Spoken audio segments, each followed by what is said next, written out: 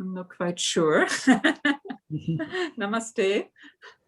So thank you so much, Venerable Legtsok, for agreeing to our request to lead the review sessions again. First time this year, 6th time online, if we count last year as well. So it's great, that people hopefully enjoyed His Holiness teachings, and now I have loads of questions for you. Thank you so much, Venerable Legtsok. So Venerable Legtsok is based in Sara Monastery in South India and is studying there in the Geshe program. Yeah, so it's like a 20-year program roughly, and something like that. And Venerable Legtsok has been studying there since 2004. So he's been there for the last 17 years. So almost there. 3 more years to come, something like that, maybe 10. So thank you so much, Venerable Legtsok. We are very, very happy having you, and I think more people will join if we start. Yeah. Thank you so much. Yeah, I'm just uploading a document now, just 2 quotations that His Holiness used today. It's in the chat box for you guys that are here.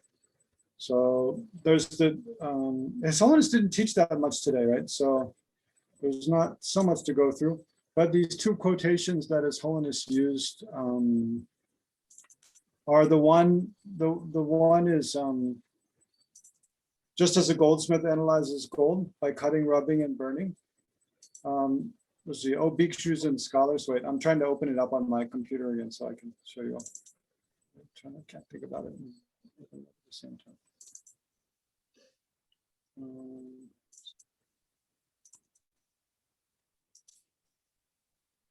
Anyway, I'll come back to those verses and explain. Why don't we just, briefly try to generate a positive motivation without meditating for a long time. Try to generate bodhicitta motivation. Think that by doing this, engaging in this review session together, may become a cause for myself and all other sentient beings to be free from every form of suffering and to have every form of happiness up to full enlightenment. And for that purpose, may I myself quickly become enlightened. Therefore, I'll try to remember some of what His Holiness said today and think about it and clarify any doubts I have in order to better meditate on it in the future and practice His Holiness advice.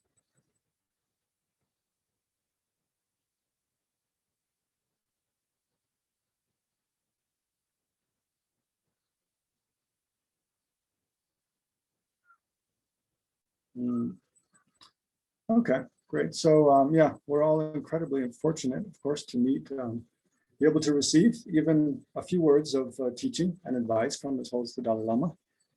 There's no doubt that His Holiness is a Buddha, a fully enlightened being, showing the aspect of being kind of a normal human being, normalish human being, and then appearing in accordance with our karma. Right, appearing in a way that we can kind of relate to and see, not in a totally pure way, but still, showing the aspect of being an incredible good role model, very patient, very kind, very wise. So yeah, we're incredibly fortunate to be able to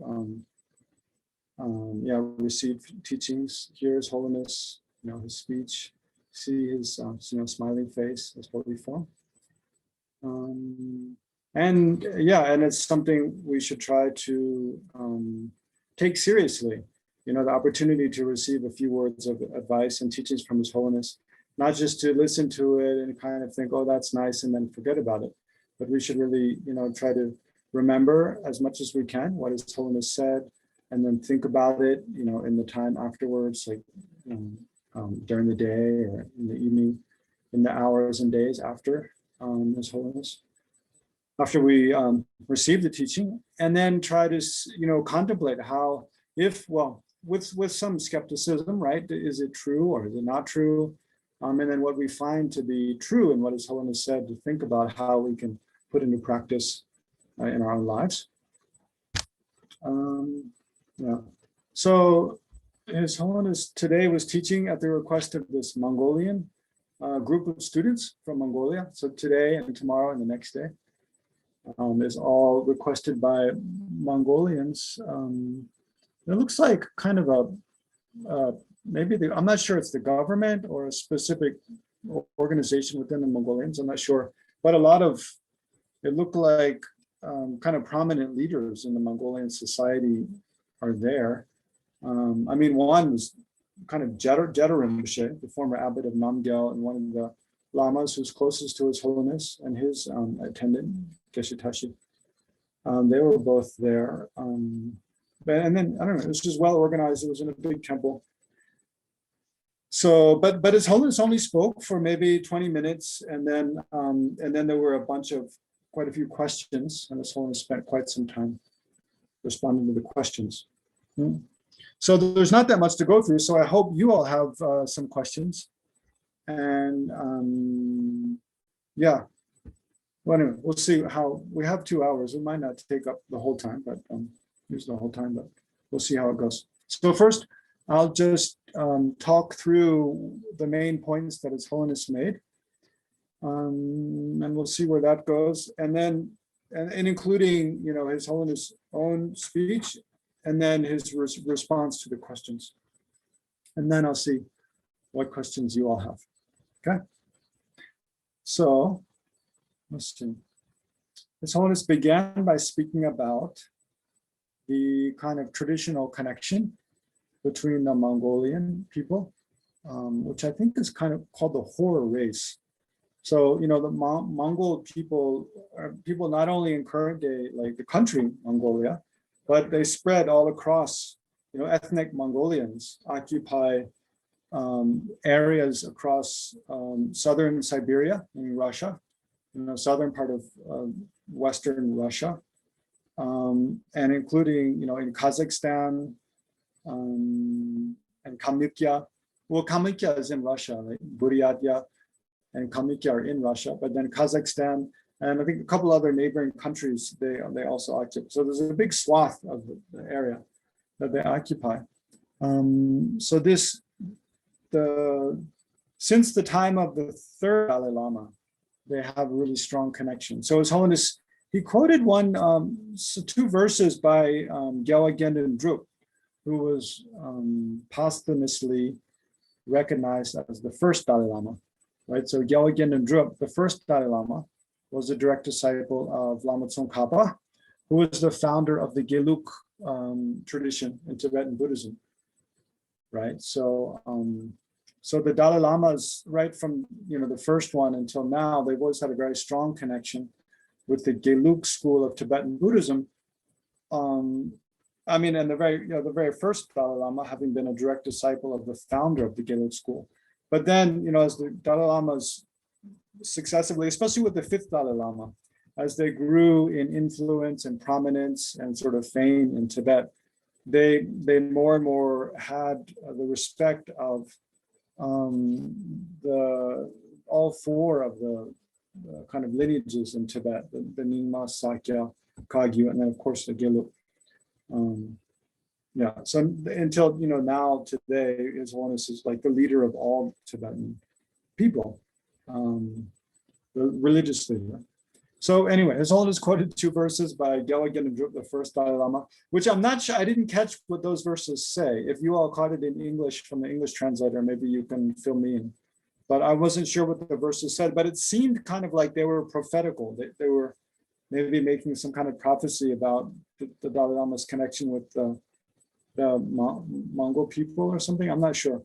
But then it's during the time of Sonam Gyatso, the third Dalai Lama, he actually was invited to Mongolia at the invitation of Altan Khan, who was the grandson of Genghis Khan, right? The famous Mongol ruler, Genghis Khan. So it's his grandson, Altan Khan, who, I think he invited the third Dalai Lama, but you know, there's some nice translations and kind of historical works by Glenn Mullen. There's one book on the 14 Dalai Lamas with some history of each of the Dalai Lamas.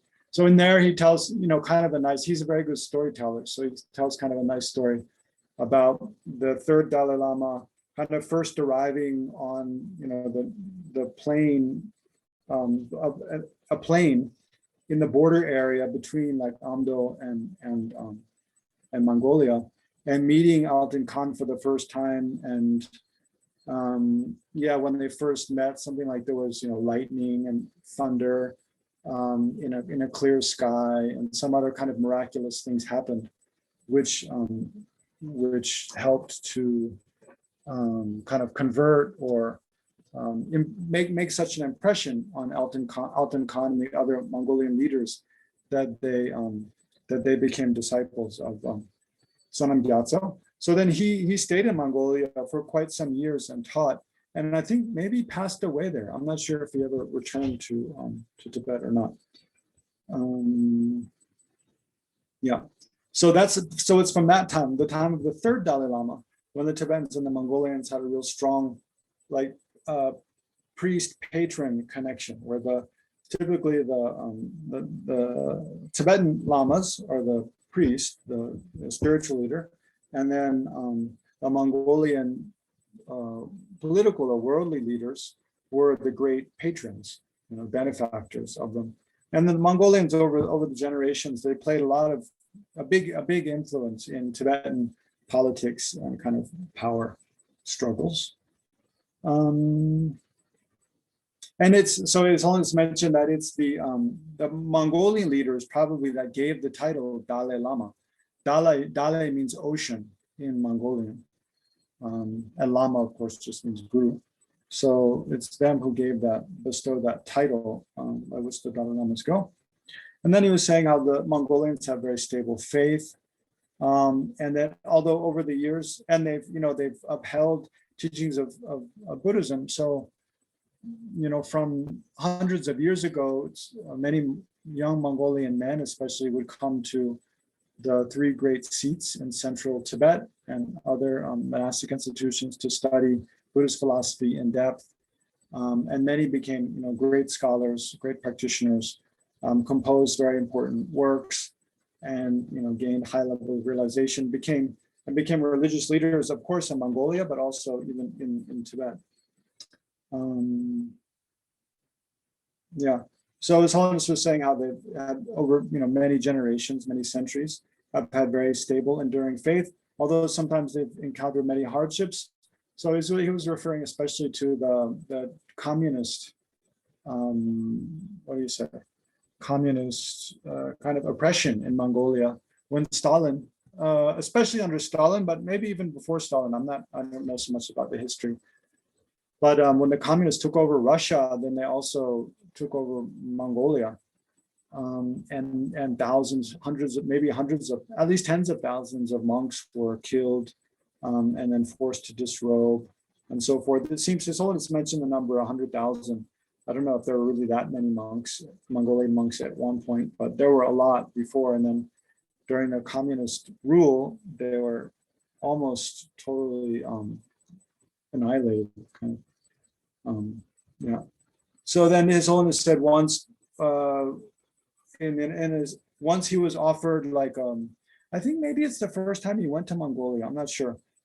I'm not actually sure if it was in Mongolia or in India, but His Holiness met with a group of Mongolian monks, old Mongolian monks, and they offered him a mandala. And while they were offering it, they all started crying because they were so moved.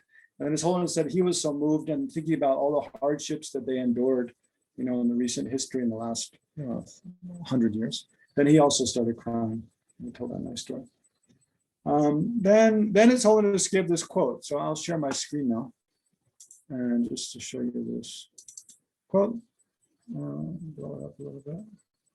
So this famous quote you've heard His Holiness say many times: "O bhikshus and wise men, just as a goldsmith would test his gold by burning, cutting, and rubbing it, so you should examine my words, accept them not merely out of reverence for me." So there's some confusion, about where this verse is from. I was just discussing with one of the monks here yesterday, and we were having different opinions about it. I looked up, because this verse is quoted at the beginning of Lama Tsongkhapa's Essence of Eloquence, distinguishing the definitive and interpretive teachings. At the beginning of that text, he quotes it. So Jeffrey Hopkins, he has a translation of that, and he's a really good scholar. He researches where the verses and stuff come from very well. So in his translation, he says this verse is quoted by Shantarakshita, who is the first major Indian Buddhist Pandit to come to Tibet. So Shantarakshita quotes it in a text of his called Compendium of Reality.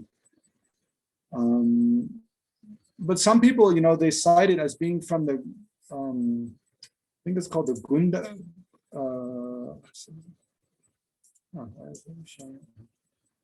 The Gundavira Sutra or something, but it's probably from a sutra, but it's difficult to identify which one. Oh, all right, stop sharing. Share. Anyway, His Holiness quoted the verse here, just saying His Holiness usually quotes this verse to emphasize the point that Buddhism is based on logic and reason. We shouldn't just, especially, he's addressing the Mongolian audience who are, traditionally Buddhists. So, and especially young people born into a Buddhist family. And that's one of the big points he made again and again this morning, was that we shouldn't just believe what the Buddha said or believe in Buddhism or think we're Buddhist because we're born into a Buddhist family or because it's something written in a text. We should think about and analyze for ourselves. So here His Holiness said, Buddhism especially emphasized analysis based on reasons. Young people should not proceed or accept in Buddhism based on mere faith, but instead should, base their belief and their faith on analysis. So then what to analyze is another major point His Holiness made, was the way we should analyze Buddhism is to see if it leads to happiness, if it helps us produce happiness or give rise to peace and happiness in our minds. That's the main point of the Buddhist teachings, is to reduce suffering. And the Buddha didn't emphasize physical suffering, right? But mental suffering, especially. So the main point of Buddhist teachings is to show us how to reduce mental disease, discomfort, and suffering, and to create for ourselves mental peace and happiness in our minds. So we should investigate whether it really has the methods to do that by studying and learning about what the methods are that the Buddha taught, and then by experimenting with ourselves, by trying to put into practice, what the Buddha taught, which is mainly like meditation. Right? So, so then here His Holiness went on to say, as he often does, that in the Pali tradition, there's a difference. One of the main differences between the Pali tradition of Buddhism and the Sanskrit tradition of Buddhism is that in the Pali tradition, they mostly base their assertions, when they give teachings, most of their assertions are supported by quotations from sutras, just quotations from sutras, without really applying kind of rigorous logical analysis to what is said. If the Buddha said it in a sutra, therefore we should accept it as being true. And that is the main reason, is because the Buddha taught it. And that's really true. I just participated like last week in an international Buddhist conference with other monks from other Buddhist traditions, from the Theravada, from the Sri Lanka, Thailand, some from Taiwan, Korea, but especially, the monks in the Pali tradition.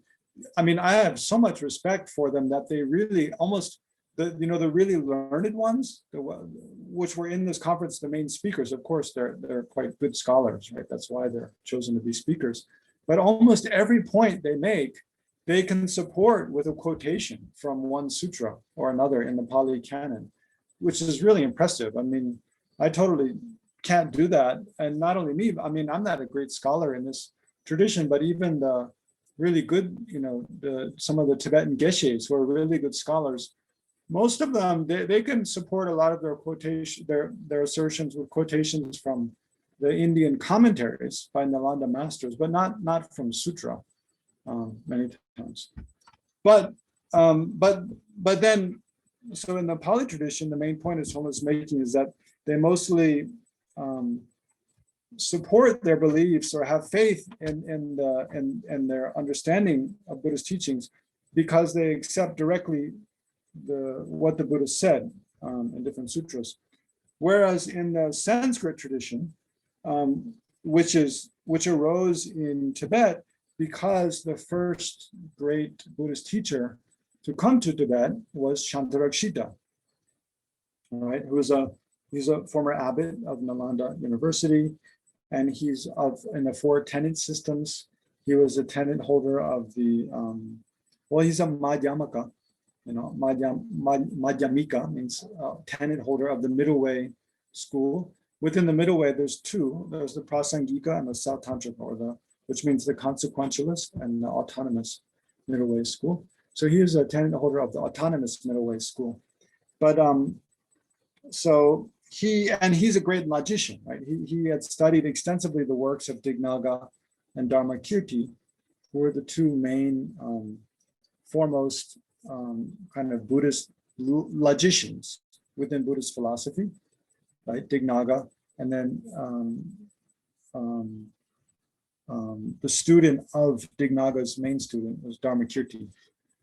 So the Dignaga and Dharmakirti, 2 great logicians. So Shantarakshita, the first great Buddhist scholar to go to Tibet and teach for a long time, was also a great logician. So he started this tradition of studying Buddhist teachings with the tool of logical analysis and reason. And he also introduced the teachings of Nagarjuna and the works of Nagarjuna and Chandakirti into Tibet, although he wasn't so much a follower of Chandakirti, Shantarakshita. But so really Tibetan Buddhism is an extension of the ancient Nalanda University tradition of Buddhism, which, in ancient Nalanda University, there's both the Pali canon, the Pali tradition, and the Sanskrit tradition, and also non-Buddhist teachers were there. But what's apparently emphasized at Nalanda was this debate and logical argument between people holding different views, different beliefs, and then and finally deciding what one believes based on logic and reason to see if things accord with the truth. So this is really especially important in the Sanskrit tradition of Buddhism, because the Sanskrit tradition of Buddhism accepts as the word of Buddha many more sutras than in the Pali tradition, right? And so you divide up the sutras largely into those according with the first turning of the wheel, the middle turning of the wheel, and the third turning of the wheel. So in these different sutras, oftentimes the Buddha says things that are very contradictory to one another. Like especially in the first turning of the wheel, the Buddha taught that everything inherently exists. Right? Everything exists by its own power from its own side. In the middle turning of the wheel, the Buddha taught exactly the opposite, that nothing inherently exists. Nothing exists by its own power or from its own side at all. And then in the third turning of the wheel, the Buddha kind of cut a deal. He said, and this is where he taught according to the mind-only school. He said that you can divide all phenomena into 3 different types, which I don't have time to explain now, but basically they're called own-powered phenomena, merely impure, thoroughly imputed phenomena, and then Yondra, thoroughly established phenomena. You can say it like that. So the first and the third, the own-powered phenomena means all impermanent phenomena. And then thoroughly established means emptiness, basically. So the functioning things or all impermanent phenomena, and then emptiness, those 2 are inherently existent. They exist from their own side or by their own power. And then the other phenomena, which are permanent phenomena that are not ultimate truth, right? So all other permanent phenomena, which are not ultimate truths, those things are all not inherently existent and not existing from their own side. That's according to the third turning of the wheel. So clearly in the Sanskrit tradition, they need to use logic to parse out from the Buddha's different statements and different sutras, which are the final intention of the Buddha, which are the final truth that the Buddha is teaching, and which are kind of skillful means to lead people to realizing that ultimate truth. So which statements of the Buddha can we not take at face value and we have to do some interpretation. So those are called interpretive teachings in the Buddha. Okay, so it's difficult in the Pali tradition, if you don't use logic, it's difficult to explain these apparently contradictory statements of the Buddha. Whereas if you do use logic and reasoning, you can with some work, you can figure out how all of the Buddha's teachings fit together in a totally seamless and coherent way. So His Holiness was saying in the Nalanda tradition, it really follows the meaning that's taught in this verse. Bhikkhus and wise men or scholars, just as the goldsmith would test his gold by burning, cutting, and rubbing it. So there's three different ways of analyzing gold. Burning kind of means like by melting it or smelting it. Cutting it, I guess, you have a lump of gold, you probably want to cut it in half to make sure it's solid gold and not just a coating on a big rock. And then by rubbing it to somehow, I don't know, test some other aspect of the gold. Anyway, that's three ways of analyzing phenomena. The first is referring to by looking at manifest phenomena, which are things that we can directly perceive. So any statement we can compare against, if someone says, the sky is all green today. Well, we can just go outside and look up at the sky. And if we see a blue sky, then we know that that's wrong, right? That's something we can see with our, so where there are statements made about phenomena that we can perceive with our five sense powers, then we should use our five sense powers to compare that statement and see if it's true. And then the second refers to what are called slightly hidden phenomena. There can be statements made about things which we cannot perceive directly with our senses, but through logic and reason, we can come to know if that's true or not. For example, the Buddha says, if you meditate on loving kindness again and again, then you'll experience less anger, for example. So that's not something we can see with our eyes or hear with our ears, whether that's true or not.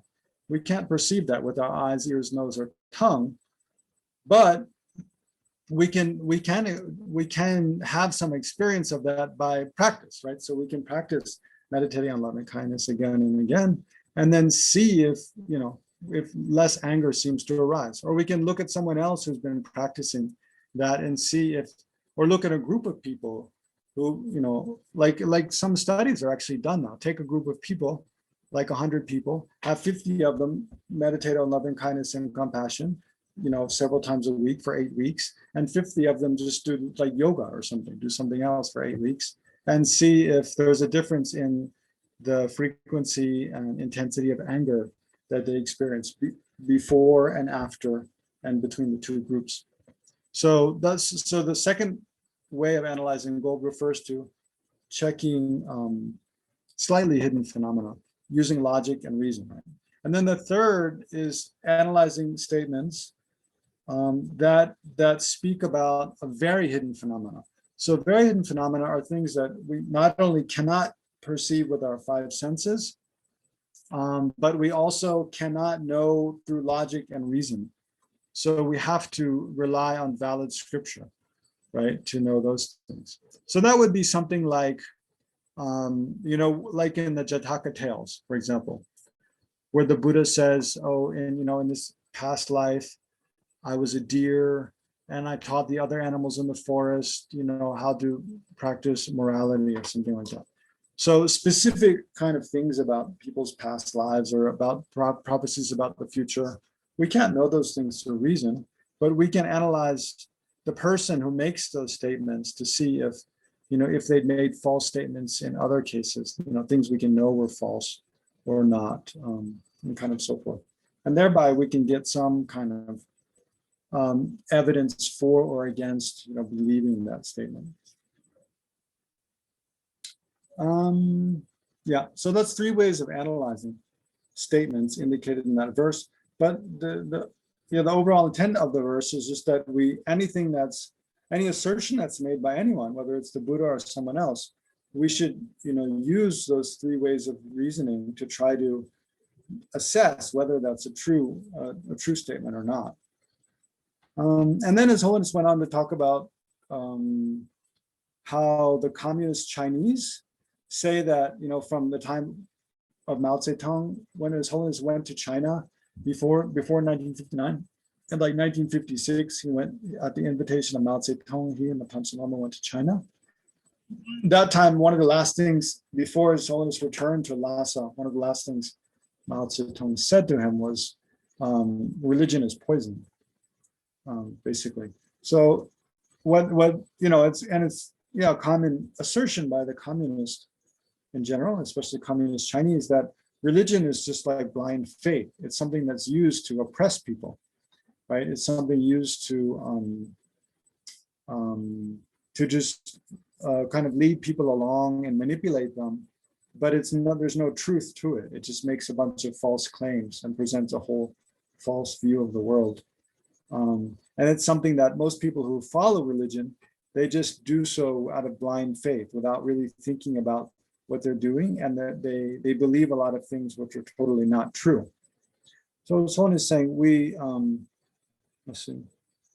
Then His Holiness was saying when we came into exile in 1959, then we met that he personally met people from other faiths, and he kind of saw how uncommon this quality of using logic and reasoning in order to prove or disprove one's religious beliefs was, right? That it's something really uncommon about the Nalanda tradition as is practiced among the Tibetans. Because you can see people of most faiths, actually they don't use much reason or logic. They kind of believe things blindly. And then also, His Holiness is saying in India, once he came to India and went to other countries, he met many scientists. And when he spoke with other scientists about how they use logic and reasoning in Tibetan Buddhism, that other scientists found it very similar to their kind of way of proving or disproving theories in science. And so they liked very much to hear about Buddhist philosophy. And then, so therefore, the conclusion of this was that we all need to study pramana. We need to study valid cognition. Right? And this is the point His Holiness made later in the talk as well. And it's something, we can talk more about later, but there aren't, it's something that's uncommon in Buddhism in the West now. There's a lot of new translations and new books about Buddhism coming out of different, varieties in the West, but there's very little about logic and valid cognition. And what there is largely presented, or largely, authored by scholars in academia that are mostly written for other academics, not really written for lay Buddhist people to understand how to use logic and reasoning in Buddhism. So that's something we need to work on, on Buddhism in the West, and also, and not only for Westerners, but for the English-speaking world.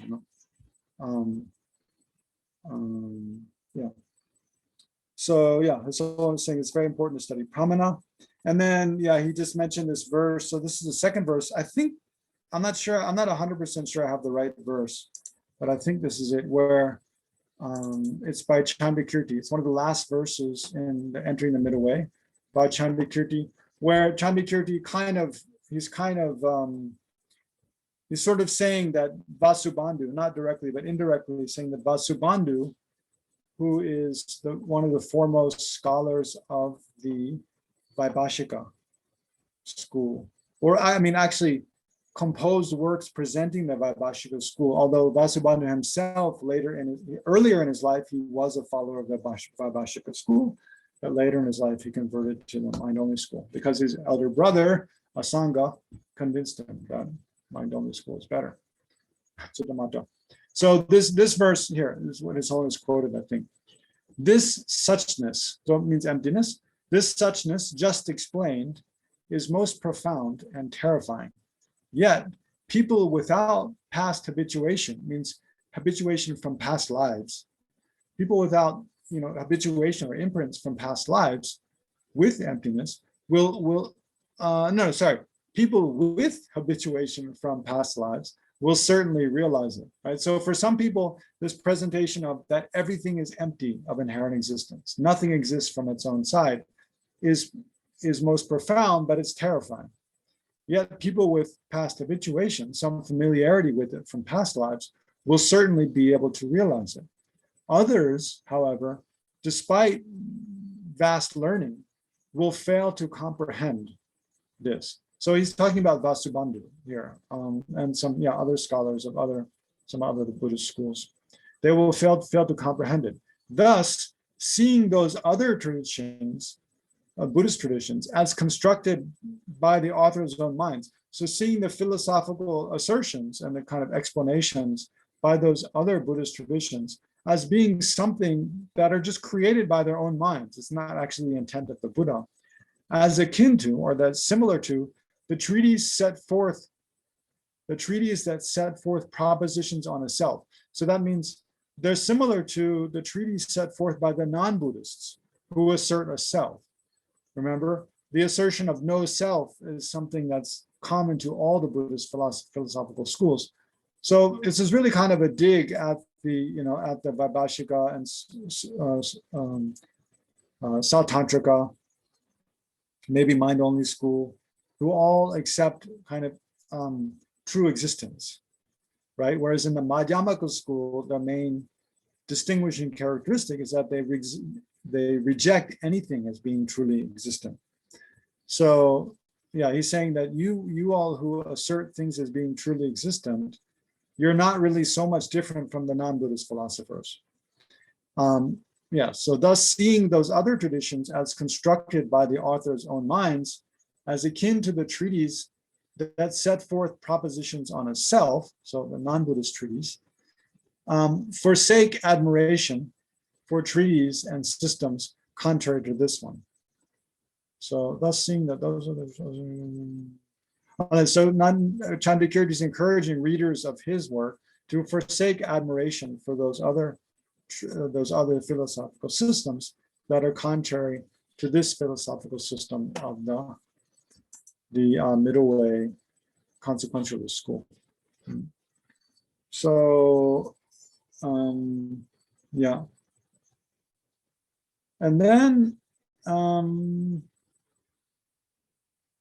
so then His Holiness was making the point that because the Tibetans and Mongolians are followers of this Nalanda tradition, whose assertions are based on logic and rational arguments. Therefore, it's very easy for them to have dialogue with and cooperate with and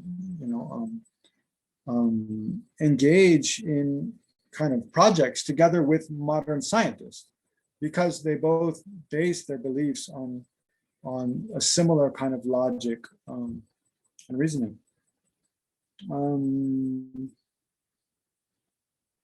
So then His Holiness kind of segued into that Buddhism is spreading more and more in modern Mongolia and Russia, even because it declined a lot in the last 100 years due to the influence of communism. But now, as things are becoming more open a little bit, the last probably 20, 30 years, then the interest in Buddhism is on the rise.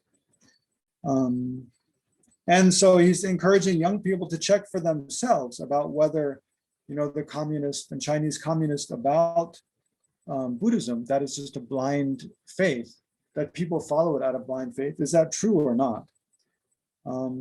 It's helpful to look at the Buddhist engagement with scientists to see how, studies on especially like meditation practice, how they actually support some of the fundamental Buddhist claims that, for example, anger, one is just like neuroplasticity, which His Holiness didn't mention, but Buddhists claim that afflictive emotions, their frequency, their intensity, our habituation to them can be reduced, right, by understanding what different afflictive emotions are, understanding how they work, and then thinking about the faults of afflictive emotions, and then understanding the antidotes to the different antidotes to afflictive emotions. So like take anger, understand what anger is exactly,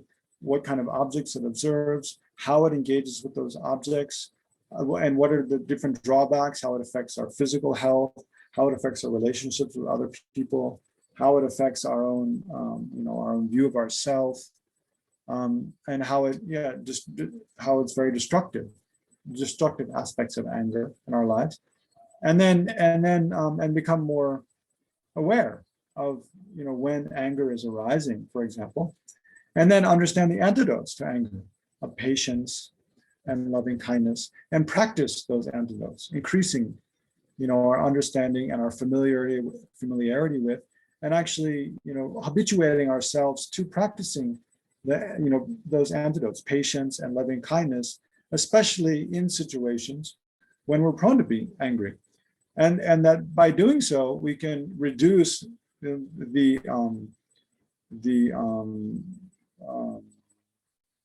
destruction, or the kind of dissatisfaction, or the more like disturbance. Disturbance is what I'm looking for.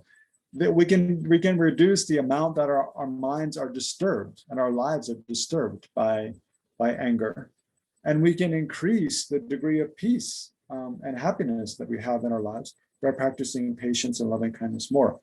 So this is something that, it's a fundamental assertion in Buddhism, that most of our suffering arises from distorted states of mind, all the afflictive emotions, the most fundamental being ignorance, and we can reduce those. And our happiness, both short and long-term happiness, primarily comes from having positive states of mind, right? Like generosity, kindness, patience, wisdom, and so forth, and that we can increase those states of mind. So, and this is something that we can check scientifically, and scientific research supports that actually that's true, right? And this is a kind of a body of knowledge, this very subtle and detailed understanding of how the mind works, and how both suffering and happiness are created by our own minds.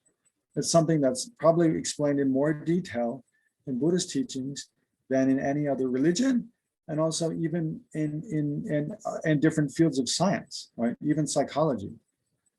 Psychology, has been focused for most of the history of psychology. They focused on mental illness and how to reduce mental illness.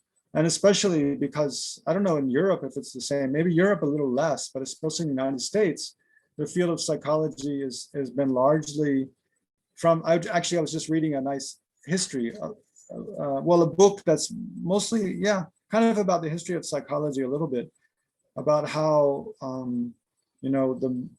the field of medical science was really came into its maturity when they discovered antibiotics, this kind of silver bullet medicines like penicillin, with which you could destroy the bacteria, I guess, the bacteria. Well, you could destroy the different organisms that cause infection and different illnesses, and and now viruses too, right? So, like we have a vaccine for this COVID virus. So really, that's what brought medical science into the mainstream was. And now I'm digressing from what His Holiness said, right? This is not what His Holiness said. I'm just making a point. But that is medical science, because they could find these silver bullet medicines with which they could cure common illnesses. they became very popular and gained a lot of admiration and made a lot of money also. So the field of psychology, we're also looking for, quite early in the field of psychology, looking for a kind of silver bullet medicine with which they could treat mental illness, right? But instead of identifying, anyway, I should make it short, right? Instead of identifying actually the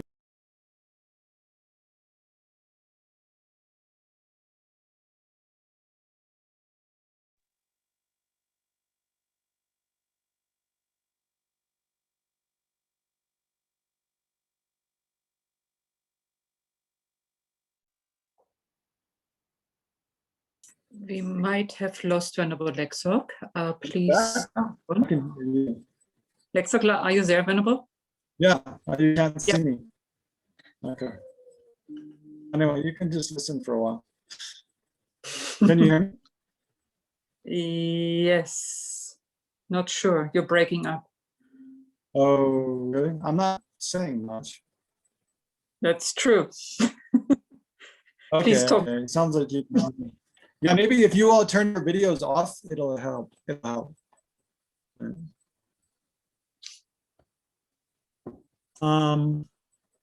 Anyway, I'll just to conclude the point. So for psychology, Western psychology for much of its history has relied on using medicines to treat is focused on mental illness. The advent of positive psychology, where psychologists are looking at how to cultivate positive states of mind, is only a very recent development in the last 20 years. Are you still there? Yes, we are. Yes, we are. Okay, great, great, great. Well, I am. And Anthony is. Yeah, okay, I'm back now. We can't see you yet.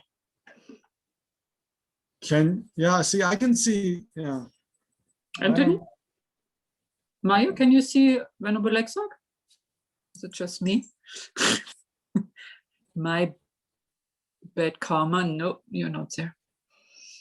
You know, on my screen, Kunbin, I see only me. I can't see anyone else, although I can see their, their screen, their profile photos.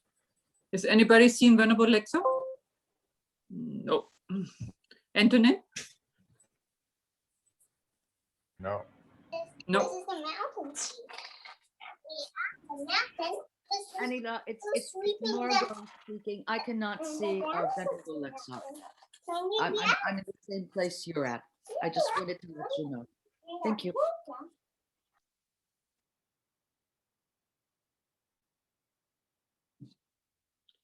Okay, Venerable Legtsok is down in Sarah Monastery in South India. Let's be a little bit patient. I'm sure he's back soonish. Usually he has quite a good connection down there. There he is. Sorry, everybody.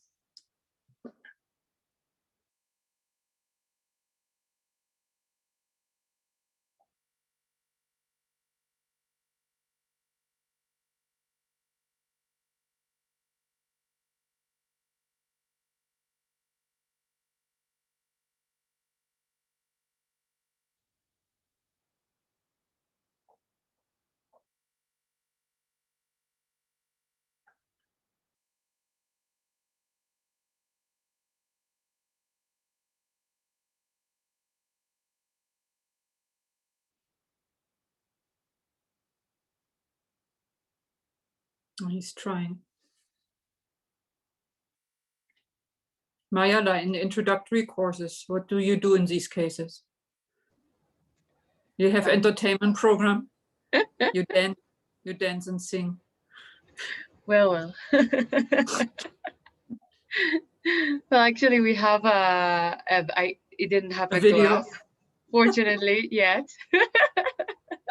Just for a few seconds, and then it came back. We have good internet now, but there is a spot in one of the meditator, rooms down there that you can find internet through your phone. So then they sat there and they had internet. Okay, I think I'm back. Yay! Yeah, the connection At least your looks like- voice. Yeah. Yeah, I don't know what's, I don't know. Hopefully my photo will come soon, I guess. Anyway, so just to conclude that point, I mean, I was saying for the greater part of the history of Western psychology, they've been looking at mental illness, right? And not looking at the methods for cultivating mental wellness, mental health, which is very different from Buddhism, right? Buddhism from the very beginning has been focused on how to cultivate, you know, like the perfect mental. Oh, I have some obstacles today.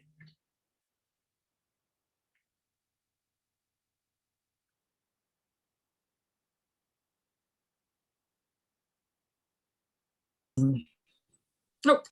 Yes. I'm back. Yes, even with your picture. Yeah, I'm not sure what to do. I don't have any other internet connection here, so. Is my picture there too? Say again. Great. You can see me too? You're not moving, so you're frozen. Now you're gone. Yeah. Why don't I'll just turn my video off, actually. Then that'll help the connection here too. Anyway, so then, all right, so His Holiness was saying the Mongolian heritage. No.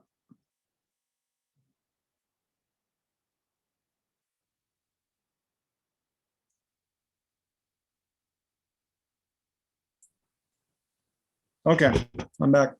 So His Holiness saying the Mongolian Buddhist tradition is supported by Western science. He's making that point very strongly. And it's like, yeah, mental health versus physical health. That Buddhism teaches not only, you know, in Western science for many years, yeah, they study and research.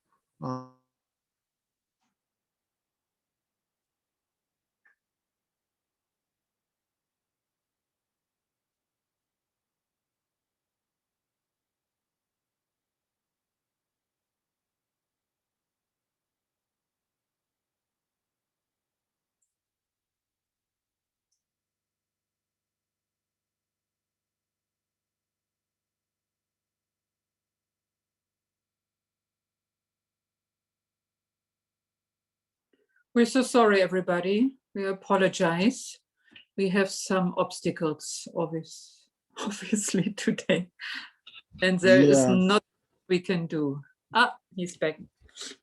And but probably not for long. So yeah, we should probably just conclude this session, I suppose. Or shall we have some questions, if there's any questions, and try to kind of, what do you think?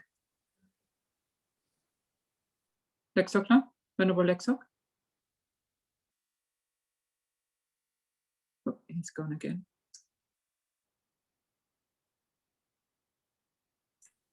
Hi, yeah, let's try questions. Yeah. Are you there? Yeah, I'm here. Yeah. Okay. Let's see.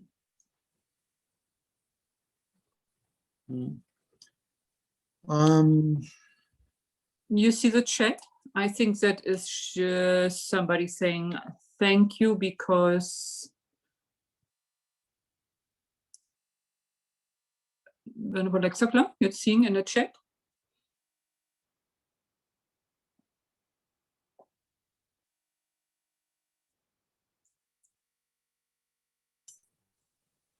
He's gone again.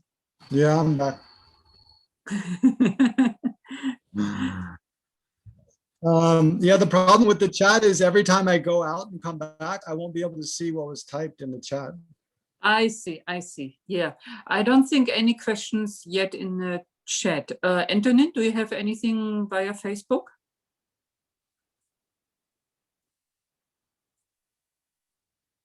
Maybe anybody who's, no, he says no. Anybody who's still present? We lost a few people. Anybody would like to ask a question, please? We're not that many people right now. You can raise your virtual hand or just your, no, we don't have many pictures, so you have to raise your virtual hand and or type it in the chat, and then we can see it.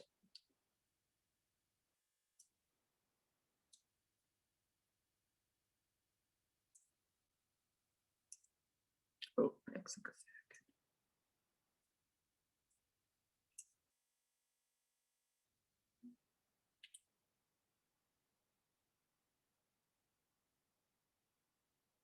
So anybody having a question? Otherwise, maybe considering the connection.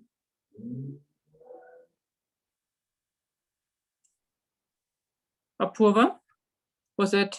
No, don't be shy.